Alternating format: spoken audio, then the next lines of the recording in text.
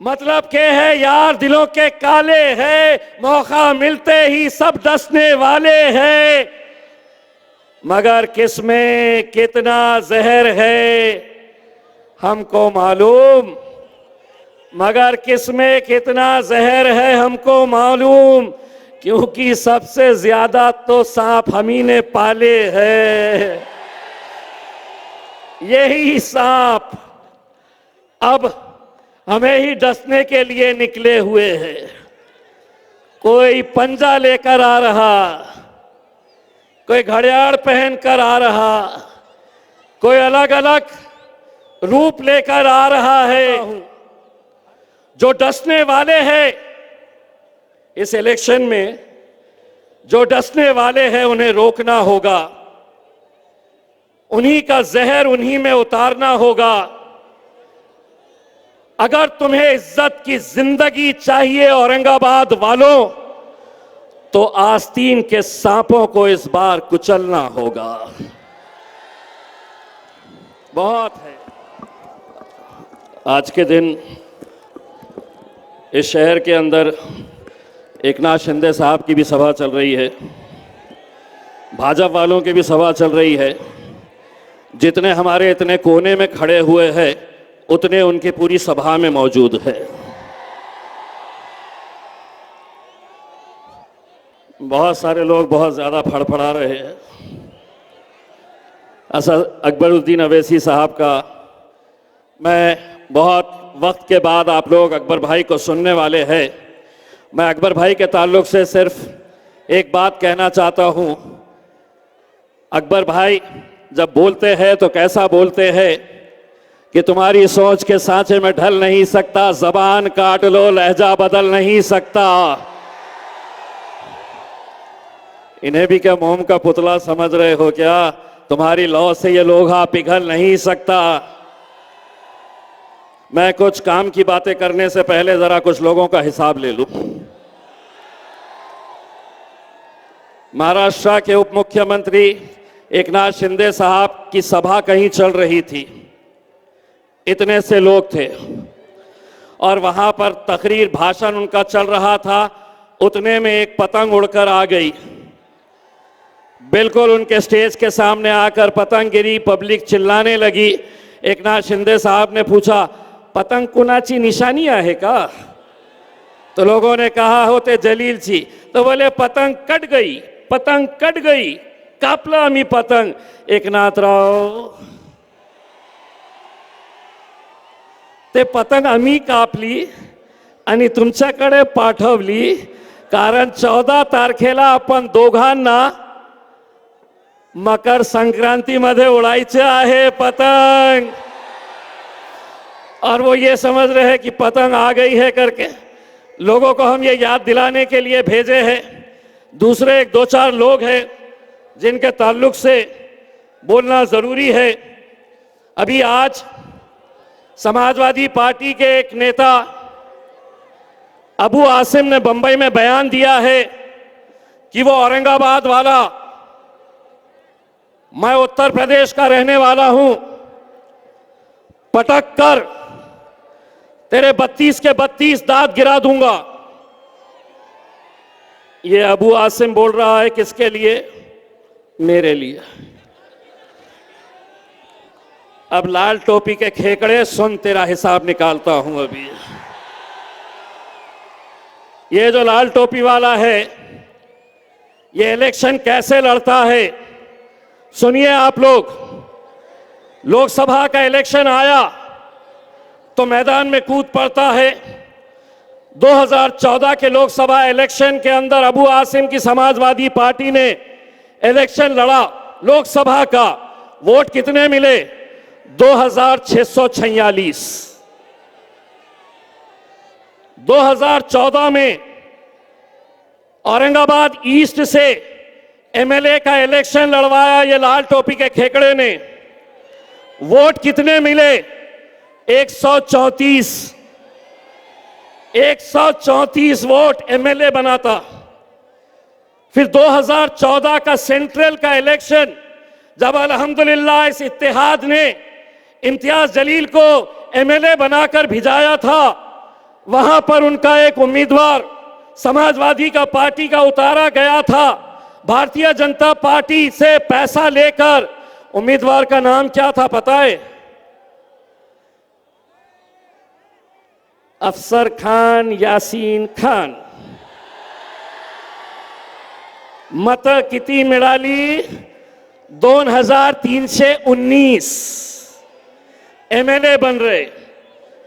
फिर 2019 ईस्ट को, 2019 में ईस्ट कॉन्स्टिट्यूएंसी के अंदर यही लाल टोपी वाले ने अपने एक उम्मीदवार को खड़ा किया था। ये जो अभी 2 नंबर का धंधा करता है ना, खैसर कॉलोनी वाला। वोट कितने मिले थे? तो 5555 वोट मिले थे इसको, एमएलए बनता। फिर 2024 में हम खड़े थे, हमारे खिलाफ एक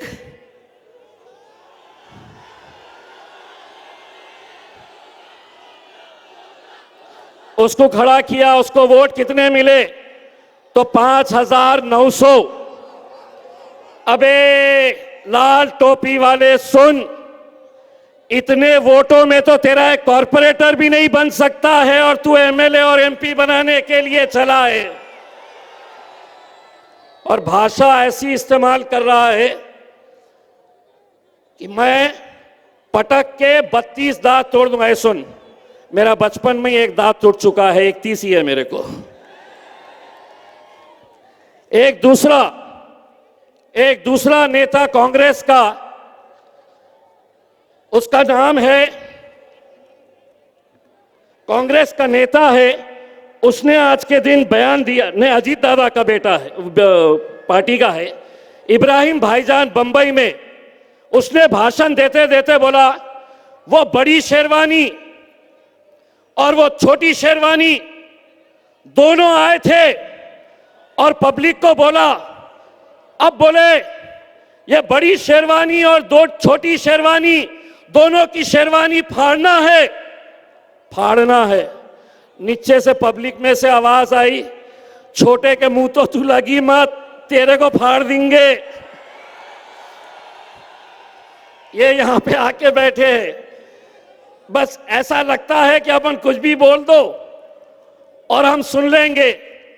अभी तो जहां जहां महफिल सज रही है औरंगाबाद में, अकबर भाई यकीन मानिए बड़ी बड़ी महफिलें सजा रहे हैं, हर पार्टी वाले, महफिल उनकी सज रही है और चर्चा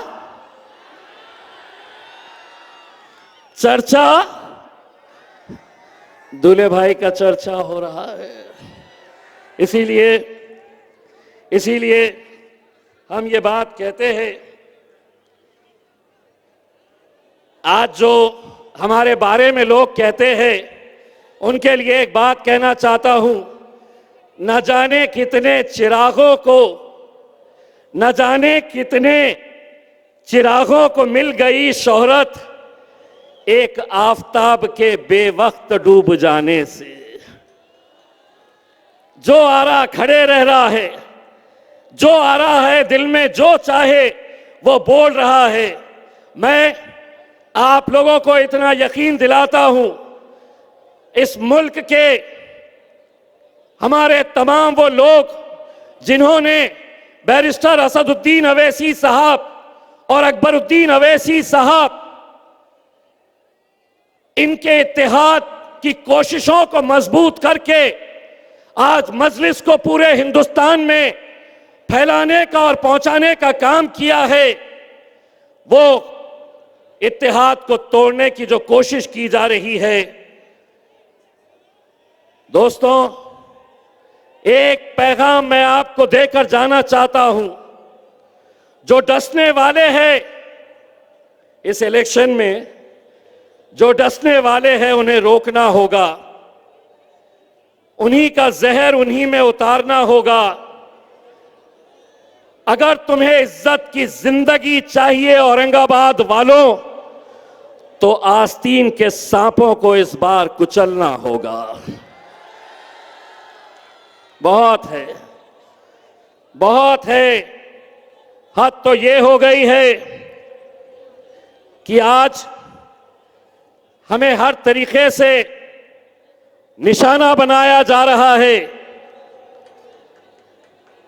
एकनाथ शिंदे साहब का भाषण सुन के आ रहा था मैं, बोले थे औरंगाबादचं नाव बदलण्याच्या बाबतीत विरोध केलं होतं, जे औरंगजेबला मानणारे आहे। सुनो एकनाथ राव, हम औरंगाबाद में पैदा हुए हैं और इंशाअल्लाह औरंगाबाद में ही मरेंगे हम। तुम्हें जो चाहे, जिस नाम से चाहे तुम पुकार लो, लेकिन हमारे लिए, मैं नौजवानों से ये अपील करूंगा, एसीपी साहब आपसे दरखास्त कर रहे हैं कि जो बैरिकेड्स है वो बैरिकेड्स के ऊपर जोर ना डाले, क्योंकि आप ये समझ ले कि वो बैरिकेड्स अगर गिर गए तो हमारी माएँ और बहनें यहां पर बैठी हुई है। ऐसी कोई हरकत ना करे कि जिसकी वजह से हमारी मस्तूरात, हमारी माएँ और बहनों को तकलीफ होगी। खास तौर से यहां पर कुछ नौजवान, मैं उन लोगों से अपील करूंगा कि आप लोग इस बैरिकेड के ऊपर जोर ना डालें। मैं आप लोगों को यह बताना चाहता हूं इस मौके के ऊपर, ठीक है बहुत सारे लोग हमसे खफा हुए थे, लेकिन आज अल्हम्दुलिल्लाह मजलिस की मोहब्बत बैरिस्टर असदुद्दीन अवैसी साहब और अकबरुद्दीन अवैसी साहब से बेपनाह मोहब्बत करने वाले मेरे ये जियाले, मेरे ये नौजवान, आज कितने सारे लोग जो कल तक हमारे साथ नहीं खड़े थे, आज वो हमारे साथ स्टेज के ऊपर मौजूद है। आज बुड्ढी लाइन से इरफान शेरा आया है, आज शाकिर भाई आए हैं, आज बहुत सारे हमारे ऐसे साथी जो मजलिस को मजबूत करने के लिए उन्होंने बैरिस्टर असदुद्दीन अवैसी साहब और अकबर अवैसी साहब की ज़ेर क़यादत मजलिस के अंदर शमूलियत हासिल की। 15 तारीख के दिन आपको क्या करना है? 15 तारीख के दिन ईवीएम मशीन, भाई सुनिए, आपकी जरा सी गलती, हमारी ये जो माएँ और बहनें बैठी हुई है, मेहरबानी करके तमाम वो नौजवान पीछे से कोई धक्का ना दे, क्योंकि अभी सही मानों में अगर है, पीछे वालों जरा सुनो, अगर मजलिस के है तो सुनो, अगर भाजपा की तरफ से आए हैं तो करो हंगामा। हमें मालूम है आप मजलिसी है और कट्टर मजलिसी है। अभी तो क्या है, हम आए हैं, अभी बादशाह अकबर साहब आने वाले हैं और अकबर बादशाह आने के बाद 16 तारीख के दिन महानगर पालिका के अंदर हुकूमत भी आने वाली है, क्योंकि हुकूमत बादशाहों के पास ही रहती है। और अकबर बादशाह से बड़ा कौन बादशाह है साहब हिंदुस्तान के अंदर? अगर ये नाम से, अगर एक ऐसा नाम जिसको सुनकर हिंदुस्तान के वजीर आजम की भी नींद उड़ जाती है, उस शख्स का नाम है, बोलो क्या नाम है?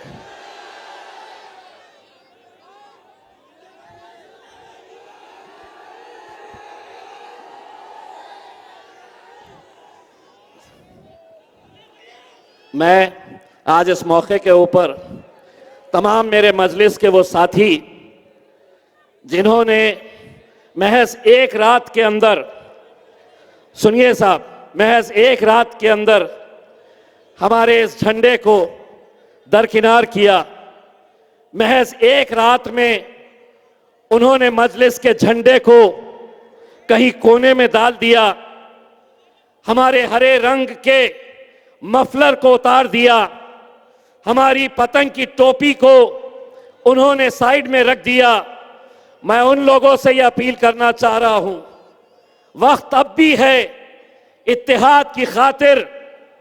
कल बैरिस्टर असदुद्दीन अवैसी साहब के 2 जलसे हैं, एक नारेगांव मिसरवाड़ी में है और दूसरा चंपा चौक में। मैं हाथ जोड़कर मेरे उन साथियों से अपील करना चाहता हूं कि इत्तेहाद की खातिर असद भाई के स्टेज के ऊपर आ जाओ और मजलिस के झंडे को और मजबूत करो मेरे भाई। हम खुले दिल से तुम्हारा इस्तकबाल करने के लिए तैयार हैं, खुले दिल से। लेकिन ये इत्तेहाद को मत तोड़ो मेरे भाई। ये इत्तेहाद बड़ी मुश्किल से 2014 में जब अकबरुद्दीन अवैसी साहब यहां पर आए थे, पहला एमएलए, उस वक्त अकबर भाई शरद पवार ने कहा था की हे जे निवडून आलेला आहे ना आमदार ते ऍक्सिडेंट आहे। मी म्हटलं होतं जेव्हा जेव्हा निवडणूक होईल असे ऍक्सिडेंट्स होतच राहणार। फिर 2015 यही मैदान, अकबर भाई आपको याद होगा, उस वक्त मैं अकबर भाई मैं दिल से ये बात कह रहा हूं, हम लोग महज 15 सीटों के ऊपर थे। हमारा यकीन था कि हम 15 सीटें निकालने वाले थे, कोशिश जारी थी। और इसी मैदान के ऊपर फिर अकबर बादशाह आए। इसी मैदान के ऊपर जो आखिरी भाषण था, वो आखिरी भाषण ऐसा था अकबर भाई का कि 15 के 16 हो गए, यहीं का यहीं 16 के 17 हो गए, 17 के 20 हो गए और 20 के 26 हो गए। तो सिर्फ और सिर्फ अकबर भाई की वजह से हुआ था। उनकी उस तकरीर ने लोगों को, जहनों को बदला था मेरे भाई। इस बार भी आज का भाषण आप समझ रहे होंगे कि सिर्फ आप ही लोग सुन रहे हैं, वो भी सुन रहा है, वो भी सुन रहा है। समझ गए ना?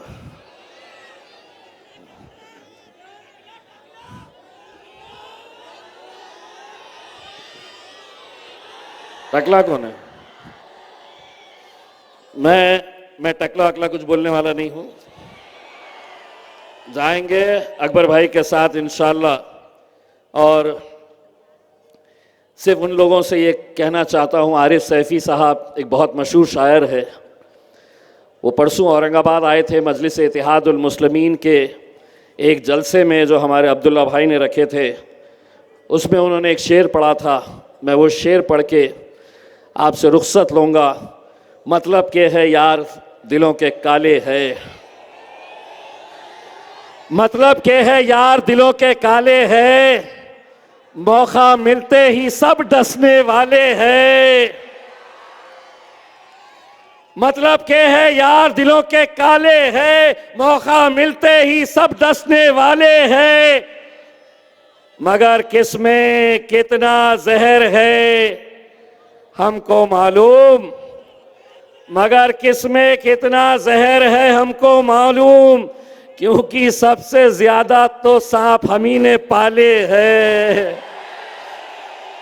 यही सांप अब हमें ही डसने के लिए निकले हुए हैं। कोई पंजा लेकर आ रहा, कोई घड़ियाल पहनकर आ रहा, कोई अलग अलग रूप लेकर आ रहा है। अरे तुम्हें भी मालूम है, इस शहर के नौजवान, मेरी माएं, बहनें, बुजुर्गों, ये जब सुबह उठते हैं, पोलिंग बूथ पे जाते हैं, ईवीएम मशीन के सामने खड़े रहते हैं, अल्लाह ऐसा क्या कर देता है कि हाथ खुद ब खुद पतंग के ऊपर चला जाता है। इस बार कहीं 2 ईवीएम मशीन रहेंगे, कहीं 3 रहेंगे, कहीं 4 रहेंगे। ना किसी का नाम ढूंढो, ना देखो कि किसका कौन सा नंबर है। जहां पर पतंग दिखी,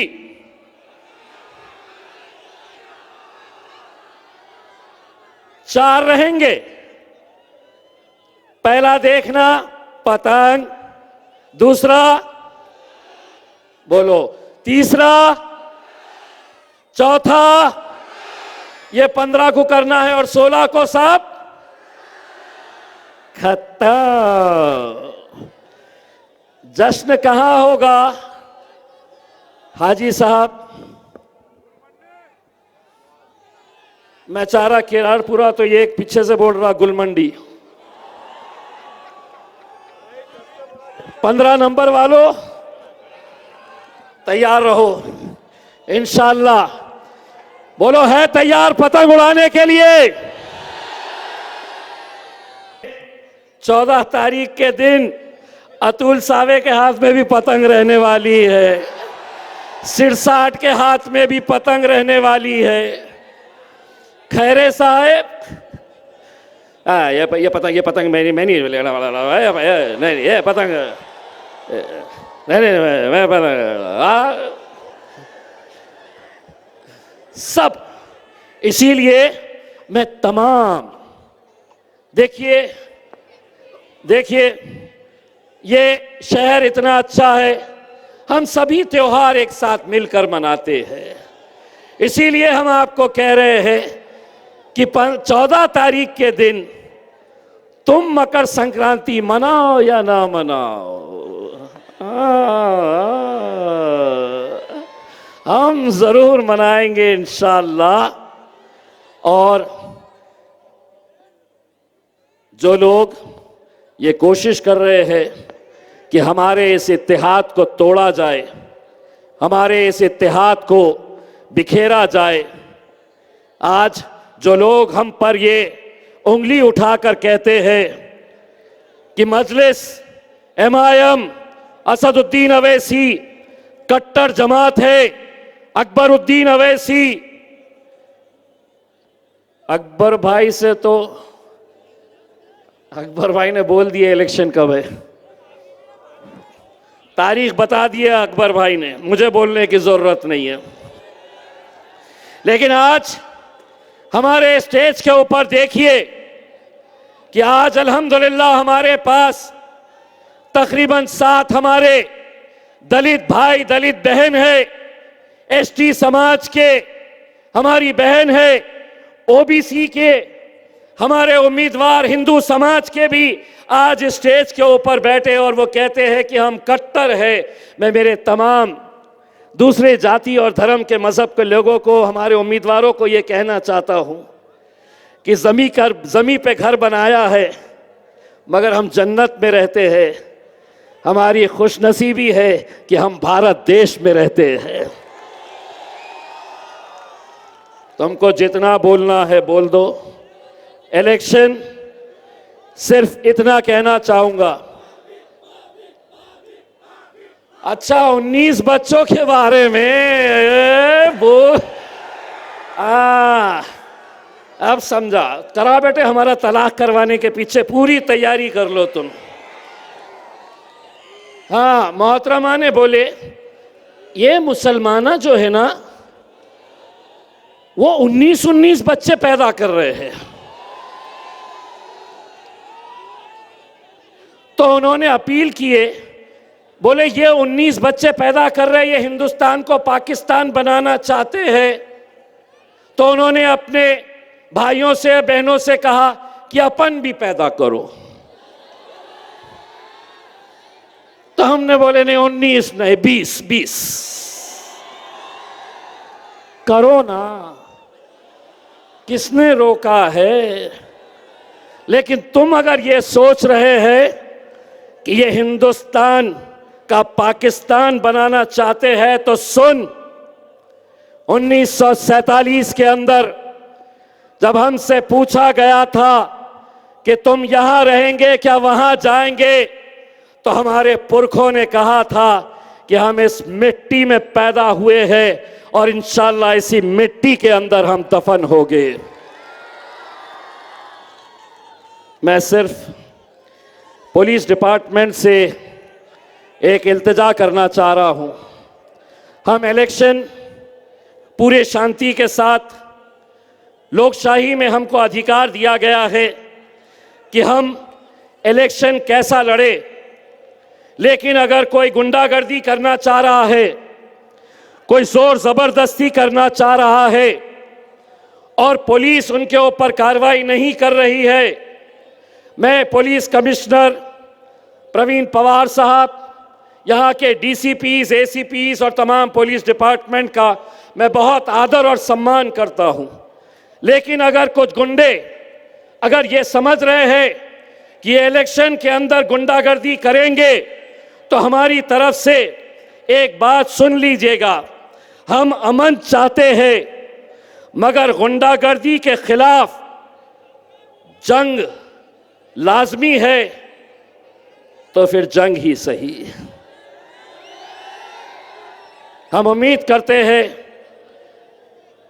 कि ये इलेक्शन किसी से ना उलझते हुए हम लोग पूरी मजबूती के साथ लड़ेंगे और मेरी माएँ और बहनों से ख़ास तौर से ये इल्तिजा है, ये नौजवान जो पीछे खड़े हैं ये अपना वोट तो डाल देंगे, आप भी अपना वोट डाल देंगे, लेकिन वोट के साथ साथ मजलिस की कामयाबी के लिए दुआ भी ज़रूर करिए, क्योंकि दुआओं से भी अल्हम्दुलिल्लाह इलेक्शन जीते जाते हैं।